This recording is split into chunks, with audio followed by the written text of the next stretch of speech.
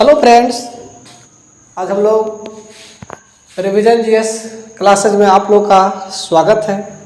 हम लोग पिछले क्लास में यूरोपियन कंपनी के क्रम में पुर्तगाली को हम लोग देखे थे। यानी कि हमारा पहला कंपनी पुर्तगाल है जो 1498 ईस्वी में एक कंपनी भारत पहुंची थी। भारत की पश्चिमी तट मालेवार के केरल के कालीकट स्थान पे पुर्तगाल पहुंच चुकी थी और वहां से उन्होंने व्यापार करना शुरू किया। तो हम लोग पिछले क्लास में ये सारी बातों को हमने चर्चा किया था।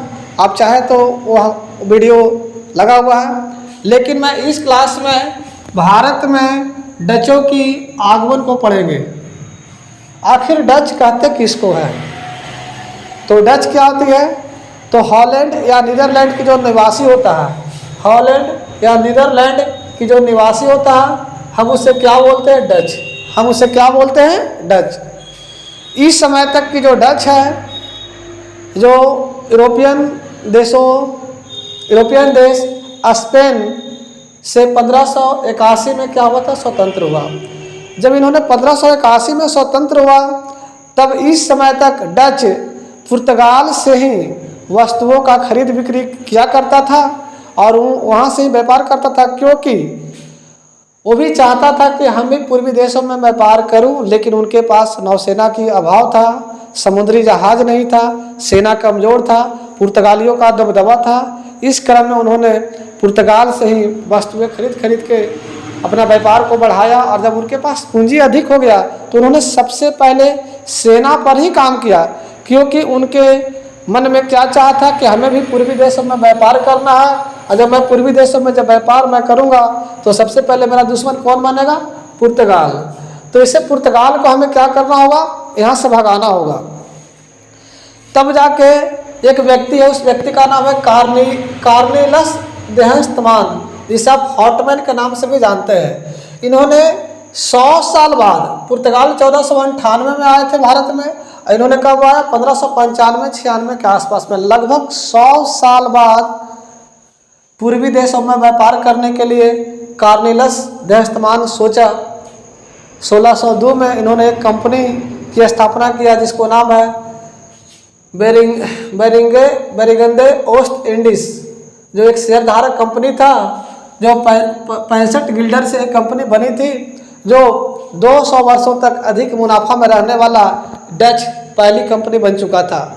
क्योंकि इन शेयरधारकों को 18% का लाभ देखने के लिए मिलता था। ये कंपनी सरकारी थी, सरकार के नियंत्रण में ही कंपनी चलता था और सरकार के द्वारा इनको इस कंपनी को अधिकार भी था कि आप सैन्य कार्रवाई कर सकते हैं, आप संधियां कर सकते हैं, आप लड़ाई लड़ सकते हैं। तो इस प्रकार इन्हें कई प्रकार की छूट दिया गया था। तो ये कंपनी काफ़ी शक्तिशाली अवस्था के रूप में पूर्वी देशों में व्यापार करने के लिए सबसे पहले कहाँ पहुँचा? इंडोनेशिया। कहाँ पहुँचती है? इंडोनेशिया में। कब पहुँचा? 1602 में। यानी कि डच सर्वप्रथम कहाँ पहुँचा? इंडोनेशिया, जिसे मसालों का देश कहते हैं। और वो पहुँचते ही एक जगह है, उस जगह का नाम है अम्बायना। उस अम्बायना को क्या करता है?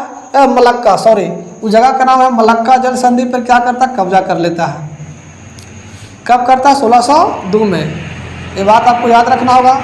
इसके बाद 1605 ईस्वी में भारत की जो पूर्वी तट है, उस तट का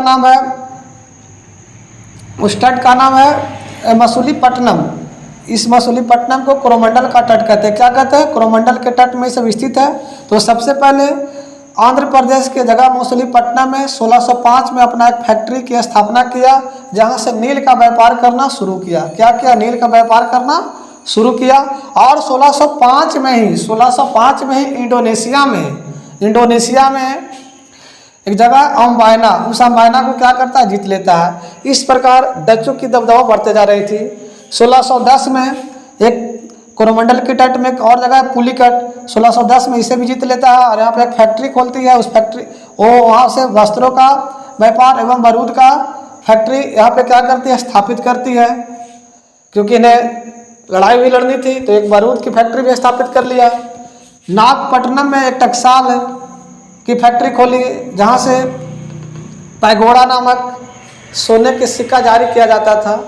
एक टकसाल का मतलब होता है सिक्के ढालने वाला, और कौन से सिक्के ढाले जाते थे? सोना और चांदी का, सोना और चांदी का। तो इस प्रकार उसे टकसाल यहाँ से प्राप्त हो जाती थी, और उस सोने के सिक्का को क्या बोलते थे? पैगोड़ा। क्या बोलते थे? पैगोड़ा। याद रखना होगा, डचों ने जो सोने की टकसाल से जो सिक्का ढालता था उसे क्या बोलते थे? पैगोड़ा। और यहाँ पे एक जगह एक किला भी बनाया था, उस किला का नाम है गिल्ड्रिया का किला, जो एकमात्र किला है जो चारों तरफ से क्या है उसको घेरा किया गया है। तो इस प्रकार डचों का विस्तार भारत में बढ़ते जा रही थी। लेकिन इसी टाइम पीरियड में अंग्रेज को भी बंगाल में कंपनी स्थापित हो चुकी थी, सूरत में भी हो चुकी थी। उसी दौरान सूरत में भी डच पहुंच चुके थे। बंगाल के कासिम बाजार में भी डचों की कब्जा था, चिनसूरा में भी डचों की कब्जा था, उड़ीसा के बालासोर में भी डचों की कब्जा था। और इन सभी स्थानों से कासिम बाजार और चिनसूरा से रेशमी वस्त्र का व्यापार करता था, उड़ीसा के बालासोर से वस्त्रों का व्यापार करता था, और सूरत से सूती वस्त्रों का व्यापार करता था। तो इस समय मात्र दो कंपनी क्या हो गई, दबदबा में आ चुका था। एक अंग्रेज कंपनी और एक क्या था? डचों की कंपनी। तो डच और अंग्रेजों के बीच 1759 ईस्वी में, केवल 1759 ईस्वी में क्या होती है? एक दोनों के बीच निर्णायक युद्ध होता है। उस युद्ध का नाम होता है बेदरा का युद्ध। और इस बेदरा के युद्ध में अंग्रेजों की जीत होती है और डचों की क्या होती है? हार होता है। इस हार के बाद क्या होती है?